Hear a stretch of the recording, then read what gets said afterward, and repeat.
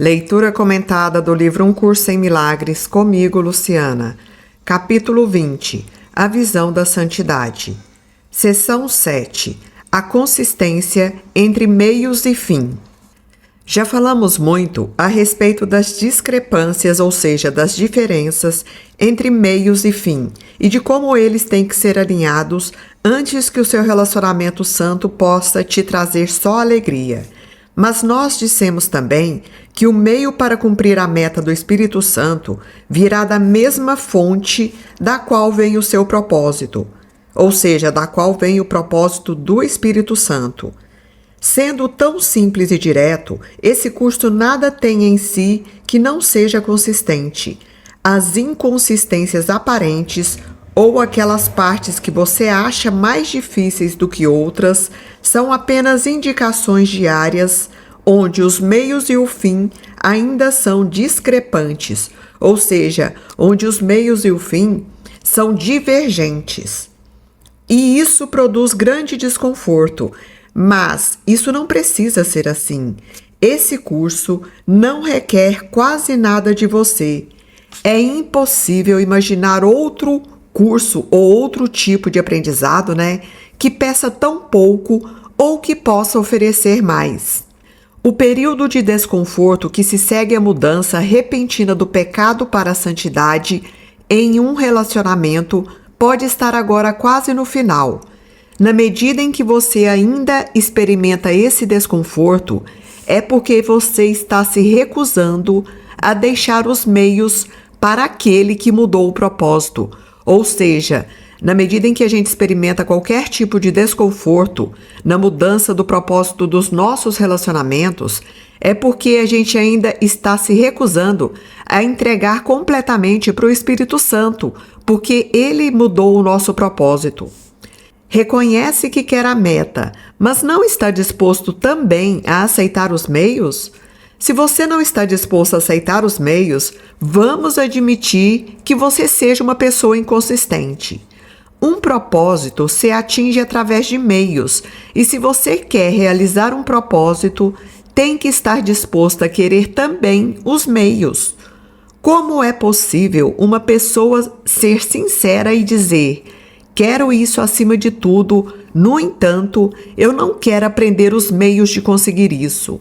Então ele está trazendo essa pergunta: como é possível que uma pessoa seja sincera e diga: eu quero isso, ou seja, eu quero a salvação, eu quero a mudança do meu relacionamento acima de qualquer coisa. No entanto, eu não quero aprender os meios de conseguir isso. Eu quero que seja do meu jeito. Olha só, gente.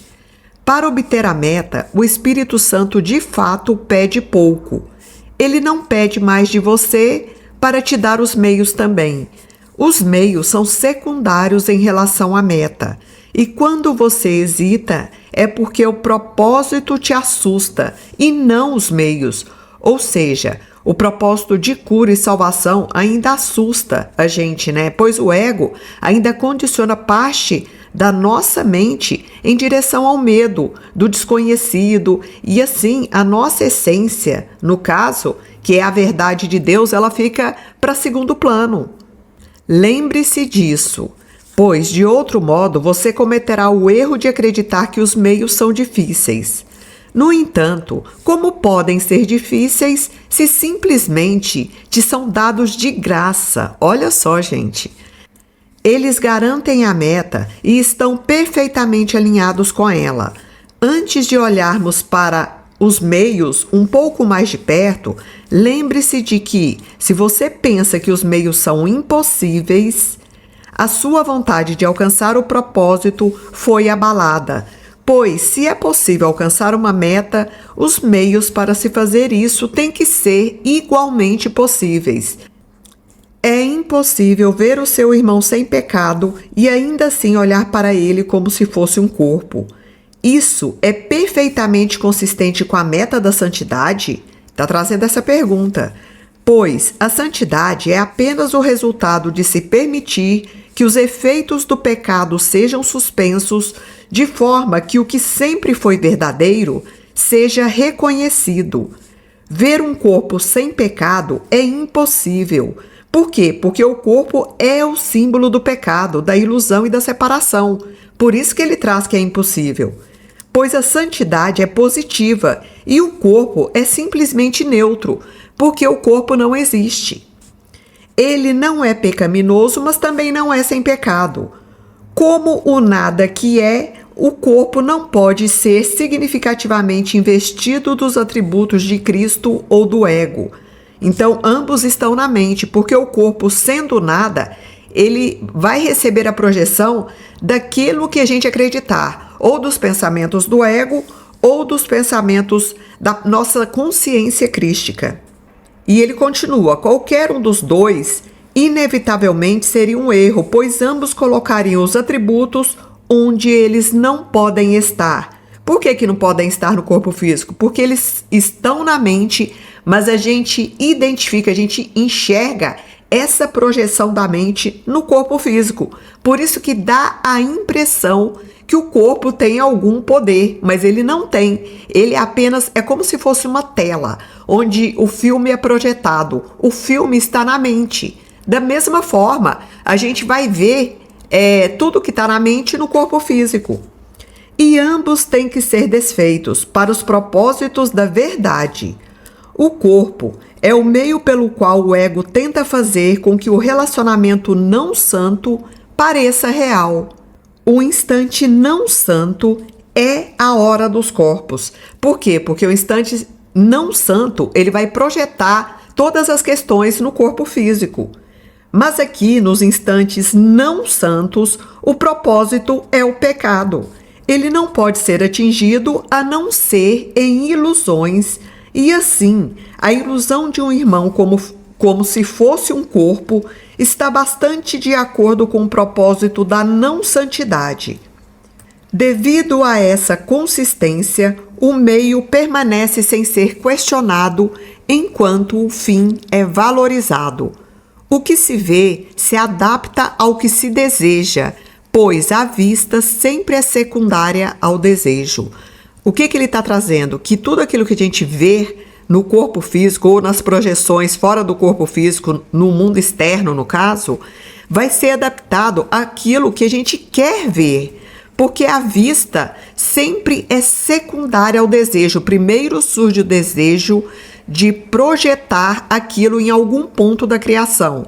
Então, primeiro vem um pensamento, que é uma crença, que gera uma emoção, que é o desejo, e que gera uma forma materializada, que aí sim é a visão.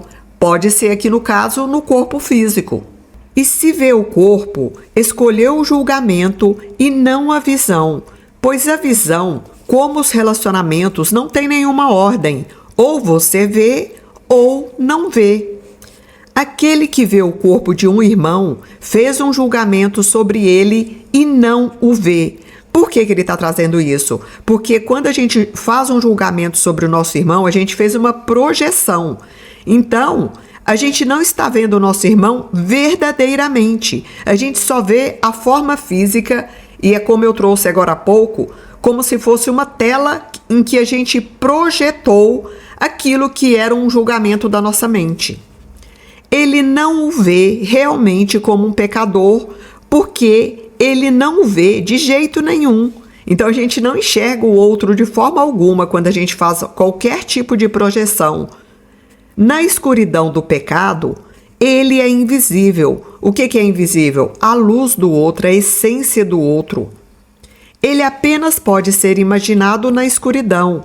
E é aqui que as ilusões que você mantém a respeito do outro não se adaptam à sua realidade. Aqui, as ilusões e a realidade são mantidas separadas. Aqui, as ilusões nunca são trazidas à verdade e sempre são escondidas em relação à verdade. E aqui, na escuridão, a realidade do seu irmão é imaginada como um corpo em relacionamentos não santos com outros corpos, servindo à causa do pecado por um instante antes que ele morra. Esse é o cenário do ego, né? Projetado pelo ego.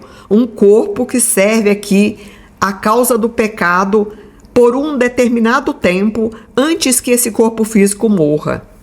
Existe de fato uma diferença entre esse imaginar vão e a visão, essa projeção aqui que ele chama de imaginação vã, né?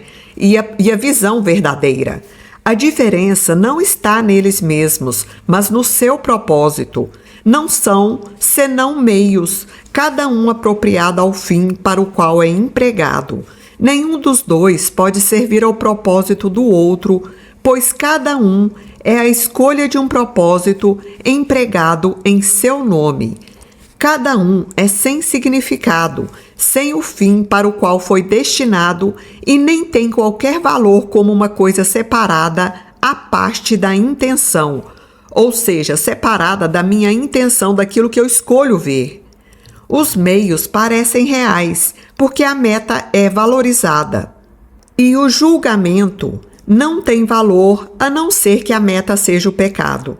Então, toda vez que houver qualquer tipo de julgamento, a meta na nossa mente, mesmo que a gente não tenha consciência disso, é confirmar a existência do pecado, de seres pecadores, da gente mesmo ser um pecador, do outro, da dor ser um caminho de evolução, do sofrimento ser real. Isso tudo traz a ideia de pecado, de que estamos aqui crucificados, que viemos para sofrer. Não se pode olhar para o corpo a não ser através do julgamento. Ver o corpo é sinal de que te falta visão e de que você negou o meio que o Espírito Santo te oferece para servir ao propósito dele. Como é possível que um relacionamento santo atinja o seu propósito através dos meios do pecado? É uma pergunta. O julgamento você ensinou a ti mesmo, mas a visão é aprendida com o Espírito Santo, que quer desfazer o teu ensinamento. O Espírito Santo quer desfazer os equívocos que nós mesmos ensinamos para nós. A visão do Espírito Santo não pode ver o corpo, porque não pode olhar para o pecado. E assim, ela te conduz à realidade. O teu irmão santo não é nenhuma ilusão, e vê-lo assim é a sua própria liberação. Ou seja, ver a santidade no outro é ver a nossa própria liberação, a nossa própria salvação acontecendo. Tenta não vê-lo na escuridão, pois lá o que você imagina a respeito dele parecerá real. Então é sempre buscar olhar o outro através da luz dele, não da escuridão que aparentemente denota o comportamento do outro. Fechou os teus olhos para excluí-lo. Tal foi o seu propósito, e enquanto esse propósito parecer ter um significado, os meios para alcançá-lo serão avaliados como dignos de serem vistos, e assim você não verá. Assim a gente não verá verdadeiramente o nosso irmão. E quais são esses meios não dignos aqui para ver o outro? Um deles é o corpo físico, é olhar apenas para o outro como sendo um corpo físico. A sua questão não deveria ser: como posso ver o meu irmão sem o corpo? Ou seja, ele está trazendo que a gente deveria apenas nos questionar a respeito disso. E ele segue aqui dizendo: apenas faça essa pergunta: realmente desejo ver o meu irmão sem pecado? Olha só. E ao perguntar, não se esqueça de que é vendo a sua impecabilidade, ou seja, a impecabilidade do nosso irmão, que você escapará do medo. A salvação é a meta do Espírito Santo. O meio para essa salvação é a visão, pois aqueles que veem olham para o que é sem pecado, aqueles que verdadeiramente enxergam a essência de todos. Eles olham para tudo aquilo que é sem pecado, eles não ficam buscando o pecado, a coisa errada, o mal feito no outro. Ninguém que ame pode julgar, e o que ele vê está livre de qualquer condenação. E o que ele vê, ele não fez, pois lhe foi dado para que ele veja, assim como lhe foi dada a visão que fez com que fosse possível ver. Olha que lindo, gente! Acima de tudo, enxergar o outro e a nós mesmos com os olhos do amor, com a visão além da projeção do pecado e da crucificação. Lindo demais. Fim da leitura do livro-texto.